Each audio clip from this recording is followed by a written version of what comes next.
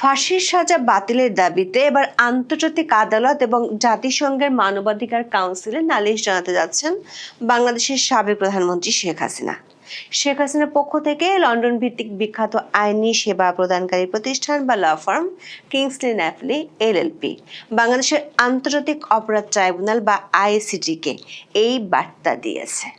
ল ফার্মটি গত 30 মার্চ ইমেলের মাধ্যমে বাংলাদেশের সাবেক প্রধানমন্ত্রীর সাজা বাতিলের দাবিতে আইসিটিকে এই আইনি নোটিশ পাঠায়। ওই নোটিশে সুনির্দিষ্ট 4টি দাবি তুলে ধরে ল ফার্মটি জবাব দেওয়ার জন্য 14 দিনের সময় বেঁধে দিয়েছে। বলেছে 14 দিনের মধ্যে চিঠির জবাব না পেলে বিষয়টি নিয়ে তারা আনুষ্ঠানিকভাবে আন্তর্জাতিক অপরাধ আদালত বা আইসিসি এবং জাতিসংঘের মানবাধিকার কাউন্সিলে যাবে, যার অর্থ হলো আন্তর্জাতিক পর্যায়ে মামলা লড়ার আগে শেখ হাসিনা একটি প্রি অ্যাকশন প্রোটোকল পাঠালো, যেটির মাধ্যমে জাতিসংঘ মানবাধিকার কাউন্সিল কিংবা আন্তর্জাতিক অপরাধ আদালতে যাওয়ার পথ তৈরি হয়। স্বাভাবিকভাবে প্রশ্ন উঠেছে, প্রায় 20 মাস পর কেন এমন আইনি নোটিশ দিলেন শেখ হাসিনা? বিশেষ করে বিএনপি সরকার ক্ষমতা আসার পর আইসিটির চিফ প্রসিকিউটর পাল্টে ফেলেছে এবং নতুন চিফ প্রসিকিউটর শেখ হাসিনার বিরুদ্ধে দেওয়া রায় নথিপত্র পরীক্ষা করে দেখারও ঘোষণা দিয়েছিল। এরই মধ্যে প্রসিকিউটরদের বিরুদ্ধে ঘুষ চাওয়ার অভিযোগ উঠেছে, বিচারকের ফেসবুক অ্যাকাউন্ট হ্যাক হয়েছে, সিসিটিভির ফুটেজ গায়েব হয়ে গিয়েছে। ট্রাইব্যুনাল ও প্রসিকিউশনের এমন নানা বিব্রতকর পরিস্থিতিতে এই চিঠি কি নতুন কিছুর ইঙ্গিত করে? আবার বাংলাদেশের পররাষ্ট্রমন্ত্রী খলিলুর রহমানের দিল্লি সফরের ঠিক 1 সপ্তাহ আগে এই চিঠির মাধ্যমে সরকারকে কি বিষয়টি নিয়ে কোনো বার্তা দেওয়া হয়েছে? সবচেয়ে বড় প্রশ্ন হলো, আওয়ামী লীগ সভানেত্রীর পক্ষ থেকে লন্ডনের ল ফার্ম যে চিঠি দিয়েছে সেটির আইনি তাৎপর্য কি হতে পারে? বিশেষ করে 14 দিন পর আন্তর্জাতিক অপরাধ আদালত বা আইসিসি এবং জাতিসংঘের মানবাধিকার কাউন্সিলে যাওয়ার যে হুমকি দেওয়া হয়েছে সেটি কি পরিকল্পিত আন্তর্জাতিক আইনি লড়াইয়ের আগাম কোনো বার্তা? বিস্তারিত জানতে চলুন যাওয়া যাক বিশ্লেষণে।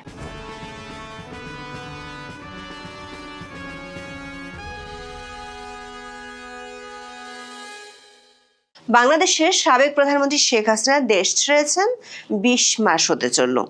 এর মধ্যে বাংলাদেশে অন্তর্বর্তীকালীন সরকারের শাসনামল শেষ হয়েছে এবং গত 12 ফেব্রুয়ারি অনুষ্ঠিত সাধারণ নির্বাচনের মাধ্যমে তারেক রহমানের নেতৃত্বে বিএনপি 2/3 সংখ্যাগরিষ্ঠতা নিয়ে সরকার গঠন করেছে। মানবতাবিরোধী অপরাধে যুক্ত থাকার অভিযোগে গত বছর 17 নভেম্বর আন্তর্জাতিক অপরাধ ট্রাইব্যুনাল শেখ হাসিনাকে একটি মামলায় মৃত্যুদণ্ড দেন। এছাড়া অন্য কয়েকটি মামলায় তার বিভিন্ন মেয়াদে কারাবাসের সাজা ঘোষণা করা হয়। গত 20 মাসে ট্রাইব্যুনাল এবং বিচারের বিরোধিতা করে শেখ হাসিনা অনলাইনে বক্তব্য দিলেও তার পক্ষ থেকে কোনো সরাসরি আইনি পদক্ষেপ নেওয়া হয়নি। এই প্রথমবারের মতো বাংলাদেশের আন্তর্জাতিক অপরাধ ট্রাইব্যুনাল বা আইসিটিকে তার পক্ষ থেকে চিঠি দেওয়া হয়েছে। চিঠিটি দিয়েছে যুক্তরাজ্যের লন্ডন ভিত্তিক বিখ্যাত আইনি প্রতিষ্ঠান কিংসলি ন্যাপলি। 1937 সালে প্রতিষ্ঠিত লন্ডনের কিংসলি ন্যাপলি একটি অত্যন্ত মর্যাদাপূর্ণ এবং বহুমুখী ল ফার্ম। 30 মার্চ পাঠানো এই চিঠিতে অবিলম্বে ট্রাইব্যুনালের আদেশ বাতিলের দাবি জানানো হয়েছে। একই সঙ্গে ভবিষ্যতে আন্তর্জাতিক আইন মেনে নোটিশ দিয়ে এবং শেখ হাসিনার পছন্দের আইনজীবীর উপস্থিতি নিশ্চিত করে নতুন ট্রাইব্যুনাল গঠনেরও দাবি জানানো হয়। শেখ হাসিনার পক্ষে ট্রাইব্যুনালে পাঠানো 10 পাতার ওই চিঠির একটি কপি আমাদের হাতে এসেছে। চিঠিতে শেখ হাসিনার মামলার বিচার প্রক্রিয়ার বিভিন্ন ত্রুটি ও অসঙ্গতি চিহ্নিত করে সে বিষয়ে বিস্তারিত বক্তব্য তুলে ধরা হয়েছে। তবে এই চিঠি পাঠানোর মধ্য দিয়ে ট্রাইব্যুনালের বিচার প্রক্রিয়ার বৈধতা স্বীকার করা হচ্ছে না উল্লেখ করে কিংসলি ন্যাপলির পক্ষ থেকে বলা হয়েছে, শেখ হাসিনা ট্রাইব্যুনালের এখতিয়ার চ্যালেঞ্জ করার অধিকার রাখেন। কিংসলি ন্যাপলির চিঠিতে স্পষ্ট করা হয়েছে, শেখ হাসিনা এই বিচার প্রক্রিয়াকে কখনোই বৈধতা দেননি এবং একে একটি রাজনৈতিক উদ্দেশ্য প্রণোদিত প্রহসনের বিচার হিসেবে গণ্য করছেন। প্রশ্ন হলো, 20 মাস পর কেন এ ধরনের আইনি নোটিশ পাঠালেন শেখ হাসিনা? আওয়ামী লীগের একাধিক সূত্র ও আইন বিশেষজ্ঞদের মতে কিংসলি ন্যাপলি তাদের চিঠির শেষে 14 দিনের মধ্যে জবাব দেওয়ার জন্য আলটিমেটাম দিয়েছে, যার অর্থ হলো আগামী 13 এপ্রিলের মধ্যে জবাব দিতে হবে। আইনি পরিভাষায় একে লেটার বিফোর অ্যাকশন বা মামলার পরবর্তী পদক্ষেপ বলা হয়।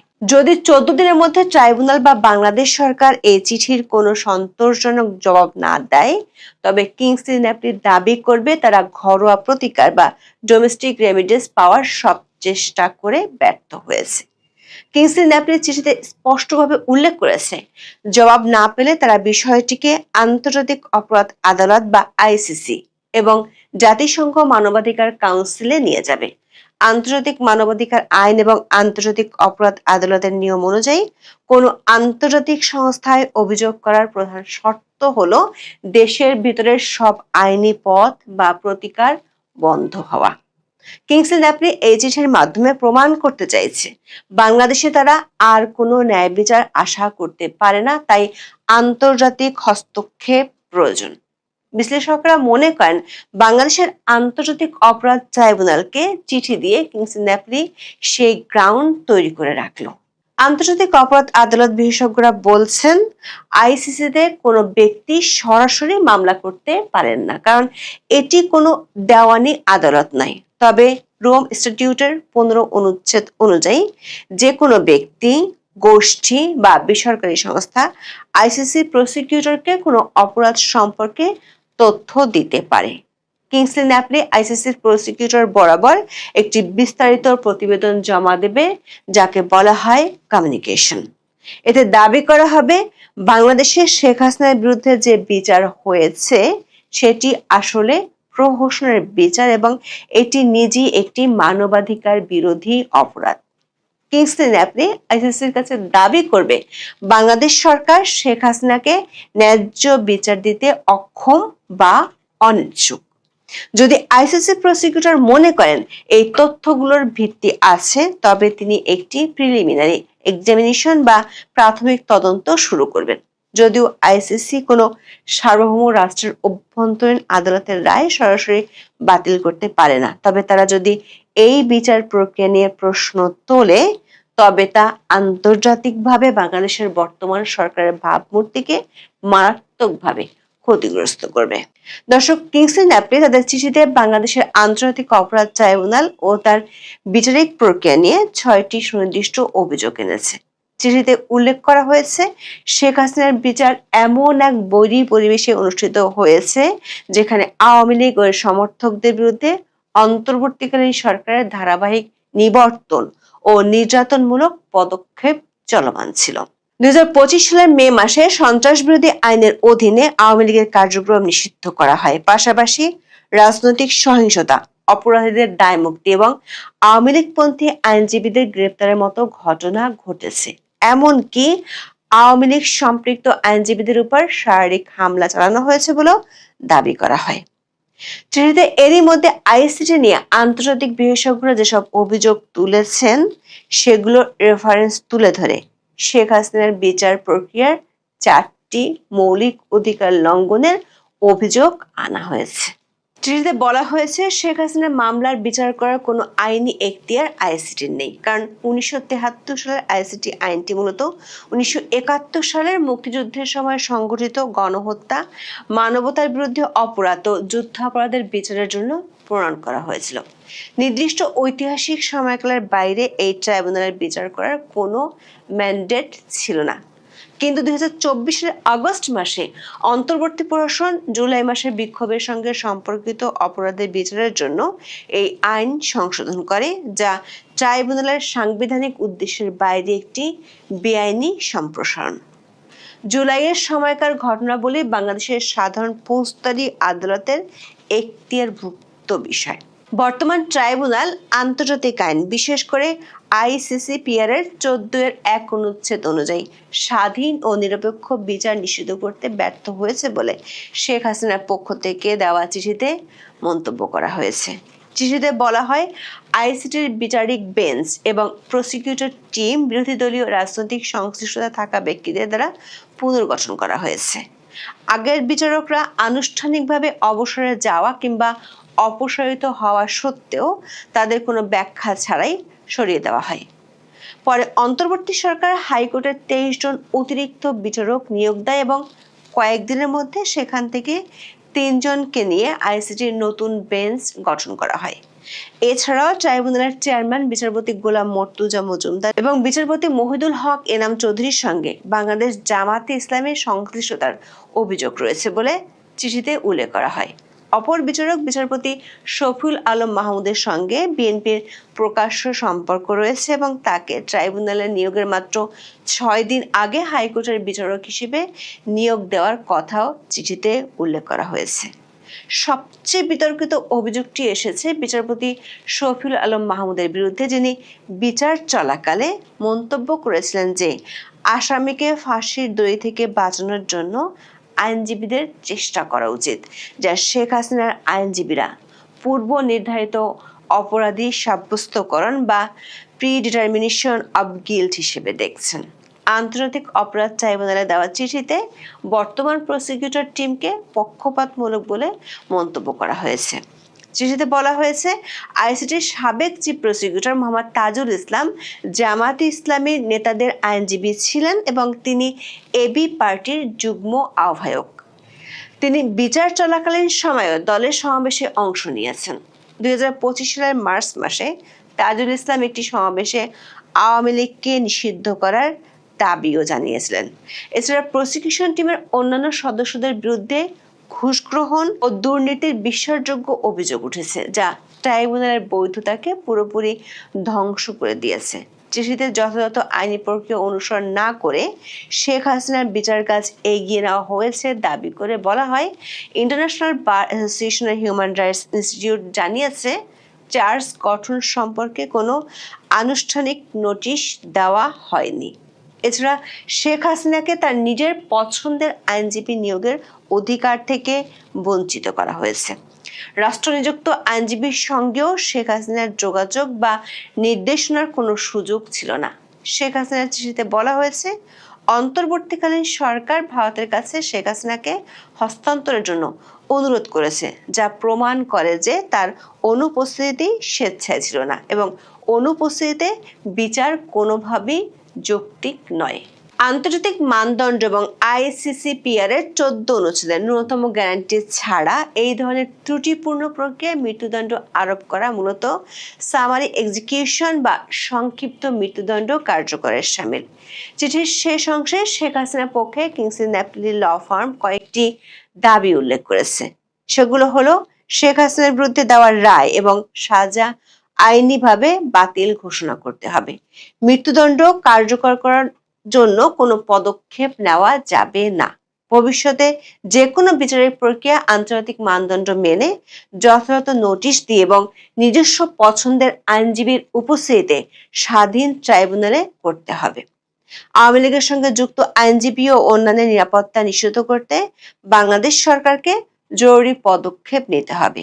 আইসিটি এবং বাংলাদেশ সরকারকে উপরোক্ত ত্রুটিগুলো স্বীকার করে তার সংশোধনের ব্যবস্থা নিতে হবে। এসব বিষয়ে বাংলাদেশ সরকার ও ট্রাইব্যুনাল কি পদক্ষেপ নিতে যাচ্ছে তা 14 দিনের মধ্যে নিশ্চিত করার অনুরোধ জানানো হয় চিঠিতে। কিংসলি ন্যাপলি চিঠিতে জাতিসংঘের মানবাধিকার কাউন্সিলে যাওয়ার যে হুমকি দিয়েছে, বিসি সরকার তাকে মূলত একটি কূটনৈতিক ও জনমত তৈরির কৌশল হিসেবে দেখছেন। এখানে 3টি উপায়ে কাজ করা হতে পারে। প্রথমত, কমপ্লেন্ট প্রসিডিওর, যেটির মাধ্যমে গোপনীয় পদ্ধতিতে মানবাধিকার কাউন্সিলে সরাসরি কোনো রাষ্ট্রের বিরুদ্ধে অভিযোগ দায়ের করা। বিশেষজ্ঞরা মনে করেন, ইতিমধ্যে আওয়ামী লীগের উপর নিষেধাজ্ঞা, দলটির নেতাকর্মীদের উপর নির্যাতনের বিষয়গুলো আন্তর্জাতিকভাবে সমালোচিত হয়েছে। পাশাপাশি আইসিটির বিচার প্রক্রিয়া এবং এই ট্রাইব্যুনালের বিরুদ্ধে এরই মধ্যে যেসব অভিযোগ উঠেছে সেগুলো আন্তর্জাতিক গণমাধ্যমে প্রকাশিত হয়েছে। প্রসিকিউটর বিএম সুলতান মাহমুদ সাবেক চিফ প্রসিকিউটর তাজুল ইসলামের বিরুদ্ধে সেটেলমেন্ট ট্রেড বা সাক্ষী বাণিজ্যের গুরুতর অভিযোগ আনেন। অভিযোগ উঠেছে প্রভাবশালী আসামি বা প্রত্যক্ষদর্শীদের আর্থিক সুবিধার বিনিময়ে সাক্ষী হিসেবে ব্যবহার করা হয়েছে বা অব্যাহতি দেওয়া হয়েছে। জাতিসংঘের মানবাধিকার কাউন্সিলে যদি এই বিষয়টি ওঠে, তবে বাংলাদেশের নতুন সরকারের উপর বৈশ্বিক চাপ বাড়বে। ইতিমধ্যে জাতিসংঘের বিশেষ দূতরা আওয়ামী লীগকে নিষিদ্ধ করা এবং শেখ হাসিনার বিচার প্রক্রিয়া নিয়ে উদ্বেগ প্রকাশ করেছিলেন। সরকার যদি কিংসলি ন্যাপলির নোটিশের সন্তোষজনক উত্তর না দেয়, তবে আন্তর্জাতিক পরিমণ্ডলে বাংলাদেশের বিচার বিভাগের বিশ্বাসযোগ্যতা বড় ধরনের সংকটের মুখে পড়বে। সূত্রগুলো বলছে, জাতিসংঘ মানবাধিকার কাউন্সিলে শেখ হাসিনার পক্ষ থেকে এই অভিযোগটি গ্রহণ করার সম্ভাবনা আছে। কাউন্সিল যদি অভিযোগটি গ্রহণ করে, তবে তারা একটি ওয়ার্কিং গ্রুপ অন কমিউনিকেশনস গঠন করবে এবং বিষয়টি পর্যালোচনার জন্য বাংলাদেশ সরকারের কাছে ব্যাখ্যা চাইবে। জানা গেছে, কিংসলি ন্যাপলি জাতিসংঘের বিচারক ও আইনজীবীদের স্বাধীনতা বিষয়ক বিশেষ দূত এবং আরবিট্রারি এক্সিকিউশন বিষয়ক বিশেষ দূতের কাছে আবেদন করার জন্য প্রয়োজনীয় কাগজপত্র তৈরি করে রেখেছে। যেহেতু শেখ হাসিনাকে মৃত্যুদণ্ড দেওয়া হয়েছে, তাই তার আইনজীবীরা জরুরি আবেদন বা আর্জেন্ট অ্যাপিল করতে পারেন। জানা গেছে, কিংসলি ন্যাপলি আইসিসিপিআর এর কাছে আবেদন করবে না, তারা বরং মানবাধিকার কাউন্সিলের কমপ্লেইন্ট প্রসিডিউরের উপর বেশি গুরুত্ব দিবে। আবার এমন এক সময় শেখ হাসিনার পক্ষ থেকে এই নোটিশ পাঠানো হয়েছে যখন বাংলাদেশের পররাষ্ট্রমন্ত্রী খলিলুর রহমান দিল্লি সফরে যাচ্ছেন।